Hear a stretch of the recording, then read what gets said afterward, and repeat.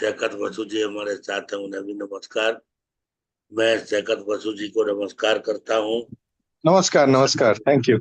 Welcome welcome doctor Shaikat, welcome. मैं we would like to invite you all to join our this independent research ethics society's AYUSH Samriddhi international webinar series, and due to your greatness mentorship, this journey has achieved by this webinar 1503rd. Thank you very much. Today we are celebrating World Bee Day. So the expert on the topic is our Dr. Sekat Basu, the ocean of knowledge, and very fluent orator, excellent orator. So without wasting much time, I would like to invite Professor V.K. Agnihotri sir for his brief preamble, and then would like to invite Agnihotri sir to invite Dr. Sekat Basu. Welcome, sir. The overall theme is to invite. Overall. First and last. Thank you, Professor Pawan Sharmaji. It's a pleasure. It's a pleasure to talk in the number of webinar 1503. It's really a point or a number which is not easily achievable, and we achieved last night 1500 500, and the topic is bees, protect and cure. Factually and actually, we Indians, especially Bharatvarsi, we are always careful for the each and every creature's life. And we say, Sarvbhut Hite Ratah and Vasudev Kutumbakam. Meaning thereby any creature, and every creature is created by God. So the bee has also got the same source of life as we are. So for their life, for their development, for their labor, and for out of that the production, that makes ourselves a great preparation, that great product known as elixir, if we say. And Ayurveda especially depends upon them, because this honeybee especially has got such a great ability to produce a great thing, honey, which is useful for us all. So how their life to be maintained and how they are kept safe, this is what we are going to learn from our learned today's guest speaker, Dr. Sekat Kumar Basuji, of course, from Alberta, Canada. And especially, he has got a great knowledge over all the subjects ever happened in history, geography, botany, physics, chemistry, medical sciences, philosophy, or of any walk of life. So it's a great pleasure, and we feel proud to have Dr. Sekat Basuji in our platform, not only today, so many times. So it's our pleasure to invite him for the today's topic, the bees, their protection and cure and care also. Thank you so much. I invite Professor Dr. Sekat Kumar Basuji for his learned speech. Namaskar. Thank you, Dr. Agnihotri. Thank you, Dr. Sharma. Once again, it's my pleasure to be on the AYUSH platform. And what a pleasant topic today. It's my own research area and bee conservation. So I wish you all a very happy bee day. But unfortunately, the bees are not that happy. It's because the level of pollution, as it is increasing around the world, as it's increasing and impacting other species of life, the bees are also impacted. But of all the species of animals around the world, why are we so much concerned and worried about bees? Like there is no world, beetle day, or there is no world mosquito day, or there is no world fly day or something. Why, out of all the insects, why we are having a world bees day? Is because bees are an integrative organism that holds ecology on one hand and the global economy on the other. Why are we saying that? Is because bees perform a very important ecological role, which is cross-pollination of plants. Plants are not able to reproduce without the help of external agents, which are either biological or non-biological. Many of the plants of the grass family are wind pollinated. So the pollen grains are shed by shaking of the plants, and the pollen grains are moving through the wind from one plant to another.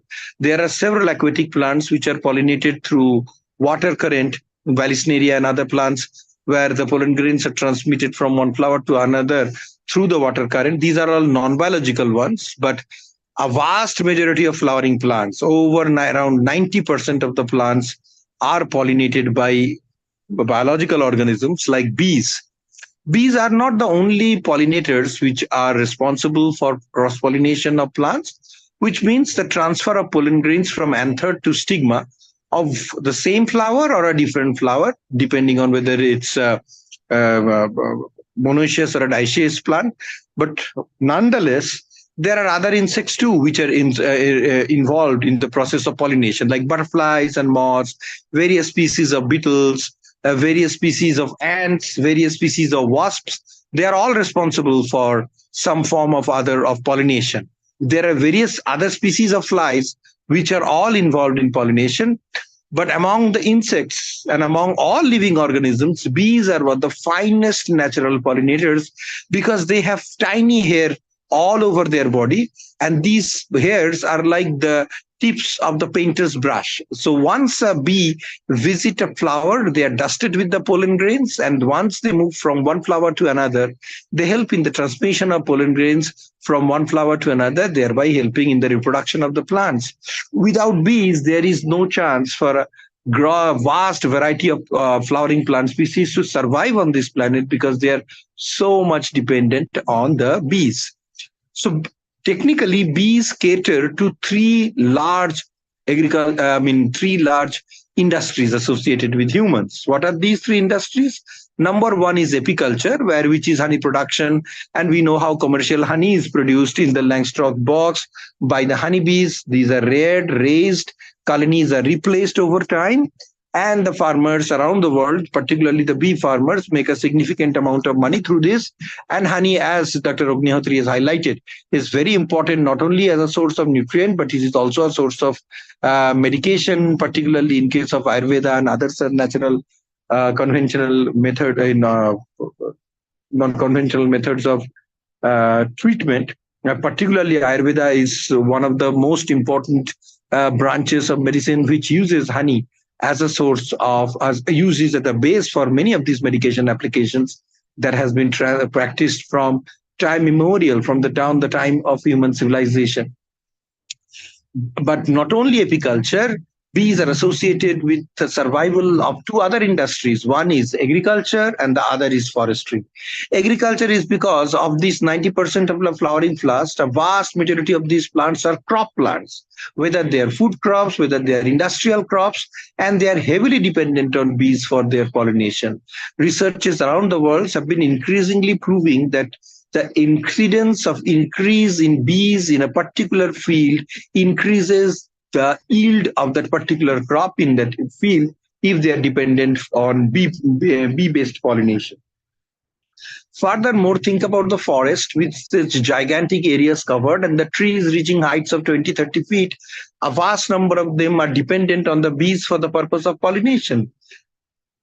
Bees are mostly active during the days. During night, this pollination is achieved through a very humble animal, the flying mammal or bats. There are various species of birds which are also responsible for pollination like the bees, and there are snails and slugs which are also responsible for pollination, particularly during the monsoon when the bees are non-active because they cannot withstand high humidity, water in their atmosphere, and because it makes their wings wet and they cannot fly. So when it is raining, they are not going to go out. Particularly during the monsoon, it's a period in India where they would like to avoid the external environment, and the beekeepers have to keep them surviving by providing with cheap sugar water. Similarly, in colder countries in Western Hemisphere, where there is a significant part of the season is winter, and they are maintained in heat-controlled chambers throughout this winter season. As soon as summer comes, these bees are released. Now, there has been reports of a collapse of insect species around the world. Why is that? It's because of the use of insecticides. The increase of chemical insecticide and synthetic fertilizers around the world have been increasing at a steady pace Many of these countries usually provide the farmers with compensation and subsidy, and hence it becomes more and more accessible for many farmers to use them. But the challenge is, as the farmers are very scared and they want to secure a crop at the end of the growing season, what happens is that the farmers usually spray insecticide, pesticide, algicides, weedicides, or any kind of toxic chemicals to control various forms of pest, whether insect, whether weeds, whether any other forms of weeds, any other forms of pest, by increasing the amount of chemical pesticides. Now, if you increase pesticides, all chemical companies provide a threshold level for the pesticides that they're releasing in the market. So if you are increasing the application of the pesticide in your field way above the threshold level identified by the factory who have manufactured them, then you are running a danger of generating resistant insects, resistant weeds, and other challenges, because as you are killing a large number of insects or wheat plants by application of pesticides, it results in genetic mutations. And somewhere or other, some insects, some plants are able to withstand the high doses and they survive, they reproduce, and they produce the next generation of insects which are completely resistant to that particular chemical, even at a very high rate. So this indiscriminate application of pesticides into the agricultural crops field has been causing havoc with the bees. Why is it? Because most of the time, if they are sprayed on a bright sunny morning when the wind speed is low and the pesticide is sprayed, and this is also our good days for most of the pollinators to visit the agricultural fields. So these chemicals which are released into the air, they collect as droplets and settle on the surface of the leaves. These chemicals are absorbed by the leaves, and once these leaves are consumed by harmful insects, they are being killed, thereby keeping the number of pest insects under control. But the pest insects and a vast number of pollinators are thus being killed in millions. So in Western countries, they are finding that many of the bee species have crushed to 97 to 99% of their population, and most of them are almost verged towards extinction. Why is this extinction happening? Is because, contrary to our knowledge, where we have seen bees making hives in the Langstroth box, or they are making hives on the walls or trees, these are honeybees.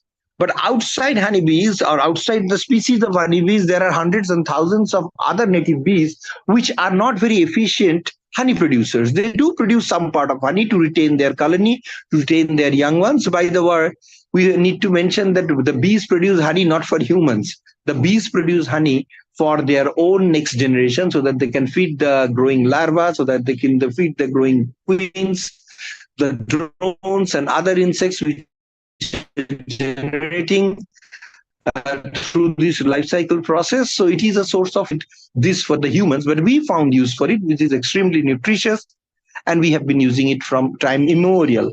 Even when we were early hominids, when we were not truly human, men were dependent on honey for the source of sugar and protein and other natural resources. And even today, when we have a highly industrialized society, we are still dependent on bees for producing honey, because as a source of nutritional supplement as well as a food, just like with wheat jam, it is a part of our regular food and also used in medication, nutraceutical food industries, and functional food industries. So it has huge demand. Now, there are many species of bees which do not form hives. They do not build nests on the trees or on the surface or the building edges or other areas or old buildings, unused, unexposed areas. A large number of these make their nest inside holes in the ground. So they will dig a hole in the ground, and the queen bee will move inside. She will lay eggs, they will have the colony, and the other bees will move in and out, just like as they will maintain the hive, and they do not produce enough honey. They are commercially not successful as honeybee producers, but they are extremely essential for the maintenance of our ecosystem, for the stability of the ecosystem, because they all help in the purpose of pollination. Without them, it is impossible to achieve this pollination. But as you could see that we are using toxic chemical pesticides, which are not only landing on the surface of the bees, on their head, on their wings, and bees have a habit of cleaning. They are very clean insects. They are all the time they're cleaning their antennae, all the time they're cleaning their body, just like other flies will do. If you follow a little fly, you will see they're constantly cleaning the wings, constantly cleaning their legs. But while they're cleaning, they are adding germs and stuff into their food. In case of honeybees, they are also cleaning. And as they're cleaning, the toxic chemical that has dropped in their body, it is getting ingested into their system, and bees are dying in hundreds and thousands and millions. Also, due to rainwater or irrigation water, the toxic pesticide residues that are landed in the ground percolate into those holes where various species of bees have their colonies. And if the queen bee is killed, then it is the end for the entire colony, because for bees, queen bees are one that produce hundreds and thousands of eggs every day. If the queen bee does not survive, their constant supply of workers, drones, and other bees members are not available, including the production of new queens. The worker bees select one or two queens, and then when the colony is too big, they will split the colony and move away with the new queen and form a new hive. This is the case of honeybees. But for other bees, they are stagnant throughout, and if the queen bee dies, their entire colony crashes. So not only this, climate change, global warming, the change of land use pattern, increased infrastructure, increase in the air pollution because of the expansion of industries around the world, and an incidence of increasing bee infectious disease. Bees are now very much vulnerable to various diseases. Scientists have figured out that one of the reasons why the bees are becoming so susceptible to disease, whether they are bacterial disease, whether it's a pest-based disease, whether it's a fungal or a viral disease, bees are getting infected, is because they found that the level of immunity in the bees are very low. Their genetics are not doing very good. Why is that? Why is this happening? Is because we have researched and found that the bees do not get enough plants to forage upon. So if we grow chrysanthemum, lavender and all other plants, your roses and all, your garden looks beautiful, and we think the bees will come there in large number. Few bees may come in, but you will see that they are not attracted to your garden. These are the plants which may look very beautiful to your eyes, but they are not very attractive to the bees, because they do not produce enough nectaries for which the bees are interested. They are very intelligent. They want to make 10 crosses, so going to the flower, bringing back nectaries and pollen grains, but they want to do the best out of their job. If you have flowers that do not produce enough nectaries, no matter how beautiful they look, the bees are not interested, because they have to utilize their job as a smart jobbers, not as a idiotic workers that work throughout the day and they die. They do very, very smart job. They are very efficient in picking the flowers in which they are working, and then they collect the nectaries. Now, unfortunately, though, or those who have not heard about this before, is that weeds, the plants that farmers throw away in large numbers, and we need to remove them so that our crops are not being impacted, are the significant amount of flowering plants the bees are attracted to. If you are ever traveling on a train and your train gets stranded, and if you will see down along the railway tracks where hundreds and thousands of weeds are aggregated, weed plants, you will see the densest colony of butterflies and the huge concentration of bees on those plants which we call weeds, because according to them, they find highest amount of nectaries in these flowers compared to the flowers that we think are so beautiful. So we are growing dahlia, chrysanthemum, ginnia, aster, cosmos, coxcomb, and all other beautiful flowers. They look beautiful, they may smell beautiful, but they are not attractive to the bees because they do not produce enough nectaries. They do produce, but not for the efficient bees, because they want to manage their traveling cost or their energy in a way so that they can produce maximum honey with the less effort. So with these, what has happening is around the world, there has been significant amount of bee death. Bees are not finding appropriate forage plants to collect their nectaries and pollen grains. So they are getting starved. They are not being able to produce enough honey. As a consequence, their genetics is very impacted because their nutrition is impacted. And because they are nutritionally weak, their immunity level is low, and bees are impacted by hundreds of different kinds of diseases, particularly the infestation by varroa mite, which is a kind of a mite that settles on the body of the bees. And many times the bee farmers tries to fumigate them, which rather kills a lot of bees rather than moving the varroa mite. And the varroa mite infestation is very dangerous because they suck the juice from the bee's body, suck them almost dry, and the bees die at a large number. But in spite of all these biological factors, the use of insecticides and chemicals have increased both in industry and agriculture to such a high range, and the air is getting toxic, the water is getting toxic. It is getting extremely challenging for a very, very sensitive insect like bees to survive in our ecosystem. If you have no bees in an ecosystem, then you will realize that ecosystem is very, very weak, or the ecosystem is not going to survive because there will be no pollination, there will be no plant regeneration and plant regrowth in that particular ecosystem. Einstein once mentioned that if the bees vanish, then humanity will vanish after that. Why is he saying that? Because this insect is absolutely important. Our honorable Prime Minister Modi ji said that we need to work in a way so that economy and ecology works hand in hand. And bees are an integrative organism. In one hand, they help in maintaining the dynamics of the ecosystem through cross pollination. In other ways, they provide job. They provide the help in the process of the growth in case of agriculture, apiculture, and forestry. If the bees are not present there, then all these industries will be reduced to ravages to nothing.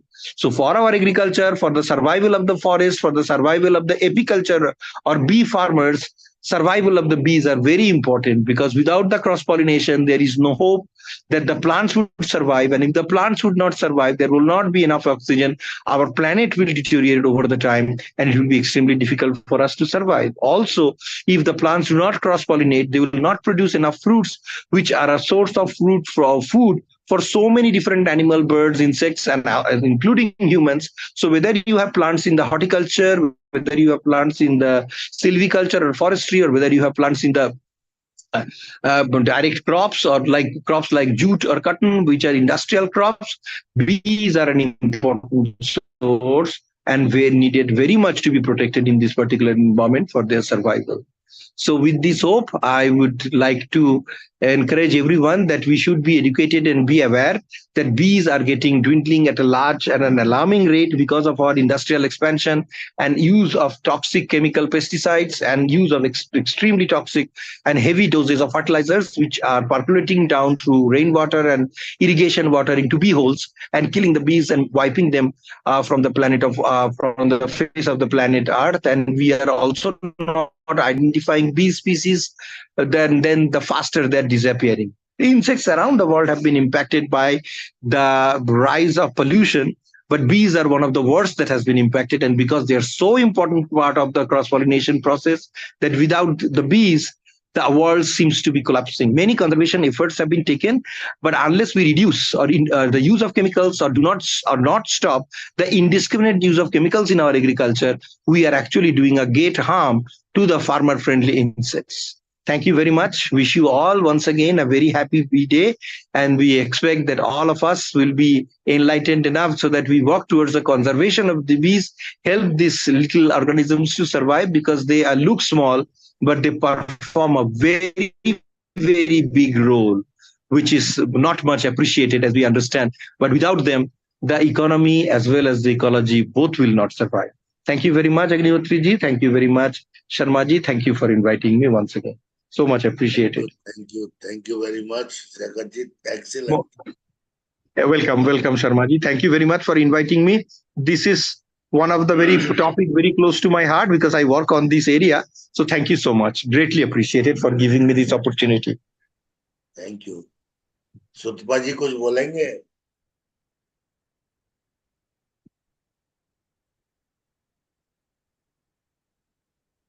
Agnihotri sir, now session is open. Thank you, Professor Pawan Sharma ji, and thanks a lot to Dr. Saikat Kumar Basu ji. You have touched so many deep points regarding the bees, their happening, their locations, nest, etc., etc. 2-3 sentences are really very, very important, which has been uttered by you. Especially, you talked about that the bees produce honey for their own new generation, not for the human being. We should notice it.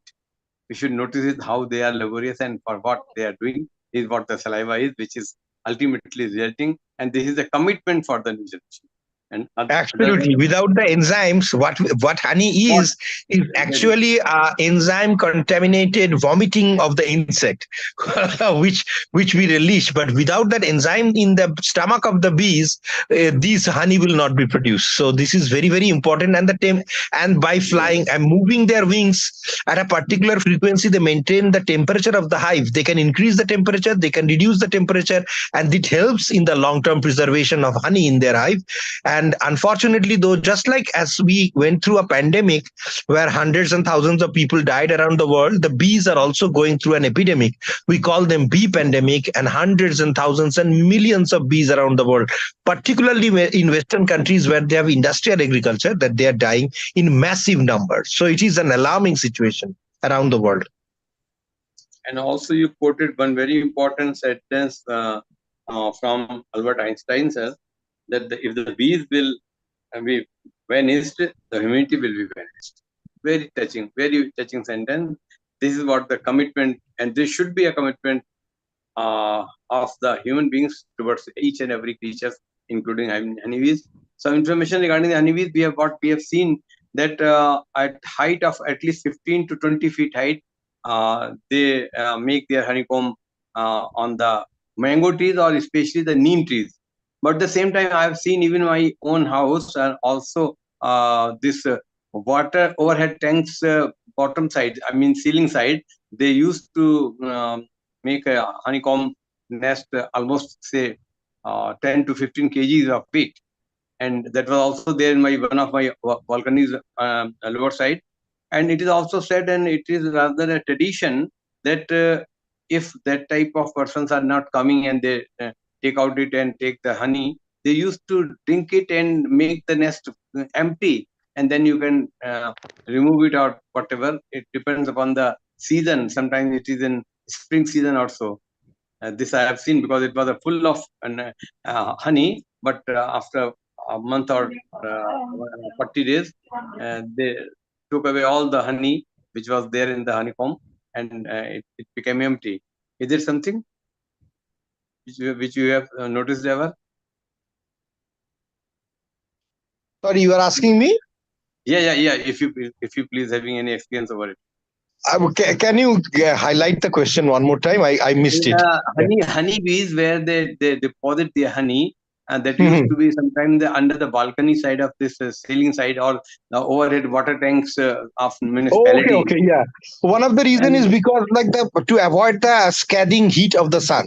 So apart the from trees, way, but yeah. they So if you look into the architecture, take if you look into the architecture of the hive, it is away. built in such a way so that like the sun rays that does not impact them directly, and you will see the bees are covering them all over. You won't be able to see the honey unless the bees are all moved out. So through them, what they're doing is not only they're bringing the pollens, grains, they're doing hundreds of different kinds of activities, but at the same time they're providing an insulation layer for the honey and the wax, because the entire bee hive is made out of bees wax, which is, if the temperature is too high, then the wax will start melting and they will not be able to maintain the structure of their hive. So they do a very intricate job. When the outside temperature is low, they will fan their wings to increase the temperature of their hive so that the melting point of the wax is not released, and vice versa. So they help in that particular part, and the construction is such that the sunlight does not impact them directly. So you will see they will always have a very nice shade so that the sun rays do not impact them in a significant way, and they will be able to maintain the hive. So that's the reason they will look after. And particularly for water tanks is this, because there is always some seepage. Bees work very hard and they are always looking for some water sources to cool down and also to drink. So nowadays there are many places where we are talking about having not only flowers but also to provide water filled cups for the bees so that they can come and suck water for them, which helps them. We have found in Canada, in US, USA and other countries, wherever you have pollinator plants, like plants that attract bees and water bodies nearby, the frequency and the population of bees go very, very high because they need water. They are not aquatic, but they work so hard, and particularly during the summer, they like to be cooling down. So they will go and sip water and come back at a very fast rate. So water bodies are very, very important for the sustainability of the beehive. So it's a very good observation that you had, Dr. Agnihotri. There is very much reason, scientific reason for which, how they construct the hive and where they construct the hive. Very scientifically explained this very concept, and they are so scientific. They know that where they can have seepage, where they can have some aquatic source. Of course, Yes, yes. hexagonal infrastructure or the scaffolding of the whole water tank that makes them so much so shadowed area where they plan to lodge it. And it is engineers suggest that this construction system or the maintenance structure is one of the best. The honeycomb structure that they construct is one of these hexagonal structure is one of the best stable structure. You will see that there has been storms, there are turbulence in the winds blowing at 60 to 70 kilometers.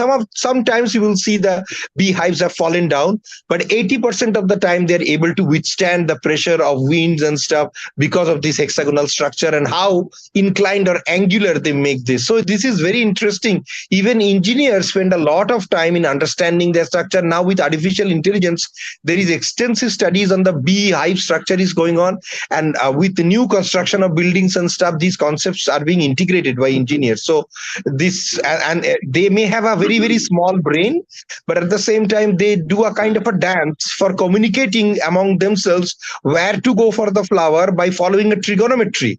Recent researchers have shown that they are capable of doing addition, multiplication, subtraction, and division. They are math genius, and they are very good in identifying where flowers are, as they are also very good in trigonometry. They can use the angular position of the sun in identifying where flowers are and then communicating this information to their friends through a complex form of dance called the bee dance. So a very, very interesting insects, a very complex society, but there is so much to learn, and above all their discipline is mind boggling. Everyone who are assigned to a different job, and they are doing their job the best that they can. There is so much to learn from their society. Thank you so much. I have taken a And I lot of think, time. I apologize. I think this is the reinforcement also, the way they structure. And moreover, this is, I think, the cells of heel of our human body, they are also hexagonal. And it is said that is of this honeycomb. And Madam Sutapa Vardhan is very much here. And she might be knowing there is a knitting design known as the honeycomb design. That sweater's design of honeycomb, and I was wanting to talk. Pardon? Yeah, am I audible? Sure. Yes. No, because I was talking on mute when Pawanji actually called me. So I think I have nothing else to say after the speech we had and the overwhelming session. Like sometimes we are spellbound. All that I can say once again from my mental health aspect is we see the positivity, the dynamism of the bees and the colorful nature. So that actually gives a lot of spirit to our professionals, mental health people, as well as when kids are there to grow. So that dynamism, which is very important in everybody's life, that we should move on and nothing should be there to make us stagnated. Hard work, how we can be successful even if we are in the struggle. So these are all symbols of bee, and as we know, there is a very good metaphor, as busy as a bee. So we should all be very busy in our life, keep ourselves happy, keep ourselves motivated, and go on in our life. That's what I can see. And thank you, Dr. Basu, for giving Thank us you. such a Excellent. Excellent presentation. Thank you so much. Such a nice conclusion. Thank you so much, ma'am. Great contribution. Thank you so much, Dr. Satapa Vardhanji. And now, Dr. Pawan Sharmaji, I think we few bees are here which are most disciplined and most busy. So we few bees are here. I think your comment over today's topic. The AYUSH platform is like a hive too. Like you are all like bees taking it forward. So yes, Sharma ji is a big bee, and the Agnihotri ji is also a very efficient bee, and you are taking this forward. So thank you. Really. One is disciplined bee, one is labor bee, and one is the and this yeah, there are the two queen bee, discipline bee, and labor bees, and it is a sort of classification types of. Thank you. Thank you. Yeah, thank you so much. Jagdish Thank you. Sir conclude करेंगे आज, देखिए ना sir. हाँ, अच्छा, आदरणीय Doma sir, sir अपने अनुभव के साथ में आज हमारे इस प्रोग्राम को, इस वाली वेबिनार को कंक्लूड करने के लिए आपके आशीर्वचन आमंत्रित हैं. आदरणीय डॉक्टर जगदीश डोमा जी सर, नमस्कार. सर हनी बी के बारे में कुछ बतलाइए. आप हनी तो बहुत इस्तेमाल किया सब लोगों ने आयुर्वेद की प्रैक्टिस में. I think she is comfortable और नॉट.